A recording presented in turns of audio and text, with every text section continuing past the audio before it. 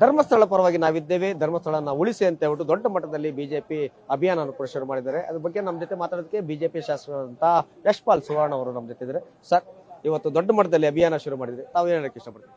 ಖಂಡಿತವಾಗಿಯೂ ಅಭಿಯಾನ ಅಂತಲ್ಲ, ನಮ್ಮ ನಿರಂತರ ನಾವು ಹಿಂದುತ್ವದ ಪರವಾಗಿ ಇನ್ನು ಧರ್ಮದ ರಕ್ಷಣೆಗಾಗಿ ಇರುವವರು. ಈ ಹಿಂದೆಯೂ ಕೂಡ, ಇವತ್ತು ಕೂಡ, ಮುಂದೆಯೂ ಕೂಡ ಹಿಂದುತ್ವದ ಪರವಾಗಿ ಇರುವವರು. ಅದರಿಂದ ಅಭಿಯಾನ ಅಂತಲ್ಲ, ಇನ್ನು ಸಮಾಜಕ್ಕೆ, ಹಿಂದೂ ಧರ್ಮಕ್ಕೆ ಏನಾದ್ರೆ ಸಮಸ್ಯೆ ಆದಾಗ ಅದನ್ನು ಖಂಡಿತವಾಗಿ ನಾವು ಸಹಿಸುವುದಿಲ್ಲ, ಸಹಿಸ್ಲಿಕ್ಕೆ ಆಗುವುದಿಲ್ಲ. ಇಲ್ಲಿರುವಂತ ಭಕ್ತಾದಿಗಳಿಗೆ ಹೇಳಕ್ಕೆ ಇಷ್ಟಪಡ್ತೀವಿ ಸರ್ ಇದು ಘಟನೆ ನೋಡಿ? ಭಕ್ತಾದಿಗಳಿಗೆ ಮಂಜುನಾಥ ಒಳ್ಳೆ ರೀತಿಯಲ್ಲಿ ದರ್ಶನ ಪಡೆದ ಅನುಗ್ರಹ ಮಾಡ್ತಾರೆ. ಯಾವತ್ತೂ ಕೂಡ ಒಂದು ಇತಿಹಾಸ ಉಂಟು, ಮಾತು ಬಿಡದ ಮಂಜುನಾಥ ಅಂತ. ಅದರಿಂದಾಗಿ ಖಂಡಿತವಾಗಿ ನಾವು ನಂಬಿಕೆ ಇಟ್ಕೊಂಡು ಬಂದವರು ನಮ್ಮ ದಿನನಿತ್ಯದ ಪ್ರಾರ್ಥನೆಯಲ್ಲಿ ಬೆಳಗಿನ ಎದ್ದು ದೇವರ ಸ್ಮರಣೆ ಮಾಡಿ ನಮ್ಮ ದಿನನಿತ್ಯದ ಚಟುವಟಿಕೆಗಳನ್ನು ಮಾಡುವರು. ಇದರಿಂದಾಗಿ ನಿರಂತರ ನಾವು ಭಗವದ್ ಭಕ್ತರು ದೇವರ ಸ್ಮರಣೆ ಮಾಡ್ತಿರುವುದು. ಈಗ ಸರ್ಕಾರದ ಬಗ್ಗೆ ಹೇಳೋದಾದ್ರೆ SIT ಅವರು ಕೂಡ ಒಂದು ರೀತಿಯಂತ ಒಳ್ಳೆ ನಿಷ್ಠಾವಂತ ಅಧಿಕಾರಿಗಳಿದ್ದಾರೆ SITಲಿ. ದೂರದಾರ ಹೇಳಿದಂತೆ 17 ಕಡೆ ಹುಡುಕಿದ್ರು ಕೂಡ ಇದುವರೆಗೂ ಒಂದು ಸಣ್ಣ ಪೂರಕ ಸಿಕ್ಕಿಲ್ಲ.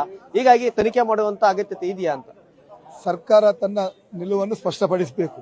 ಇವತ್ತೇನಾಗಿದೆ ಅಂದ್ರೆ, ಸರ್ಕಾರ ತನ್ನ ರಾಜ್ಯಕ್ಕೆ ಬೇಲೆ ಬೇಯಿಸಲಿಕ್ಕಾಗಿ, ಮತ ಬ್ಯಾಂಕಿಗಾಗಿ ಕೆಲವೊಂದು ಹೇಳಿಕೆಗಳನ್ನು ಕೆಲವೊಂದು ರೀತಿಯ ದಾರಿ ತಪ್ಪಿಸುವ ಪ್ರಯತ್ನಗಳನ್ನು ಮಾಡಬೇಕು. ಸರ್ಕಾರ ರಾಜ್ಯಕ್ಕೆ ಮರೆತು ಬಿಟ್ಟು ಈ ನಮ್ಮ ಧಾರ್ಮಿಕ ಶ್ರದ್ಧೆಯಿಂದ ಧರ್ಮಸ್ಥಳ ಇರ್ಬೋದು, ಯಾವುದೇ ಆ ಧರ್ಮದ ವಿಚಾರ ಬಂದಾಗ ರಾಜ್ಯದಲ್ಲಿ ಬದಿಗಿಟ್ಟು ಅದಕ್ಕೆ ನ್ಯಾಯ ಕೊಡುವಂತ ಸತ್ಯ ಸಂಗತಿಯನ್ನು ತಿಳಿಸುವಂತ ಕೆಲಸ ಸರ್ಕಾರ ಮಾಡಿದ್ರೆ ಅದು ಒಳಿತು. ಇಲ್ಲದಿದ್ರೆ ಜನರು ಸರ್ಕಾರಕ್ಕೆ ಸರಿಯಾದ ಪಾಠವನ್ನು ಮುಂದಿನಲ್ಲಿ ಕಳಿಸ್ತಾರೆ. ಇದಿಷ್ಟು ಯಶ್ಪಾಲ್ ಸುವರ್ಣ ಅವರ ಮಾತಾಗಿದೆ. ಕ್ಯಾಮ್ರಾಮನ್ ಶ್ರೀಹರಿ ಜೊತೆ ಮಲನರೇಶ್ ಸರ್, ಪವರ್ ಟಿವಿ, ಧರ್ಮಸ್ಥಳ.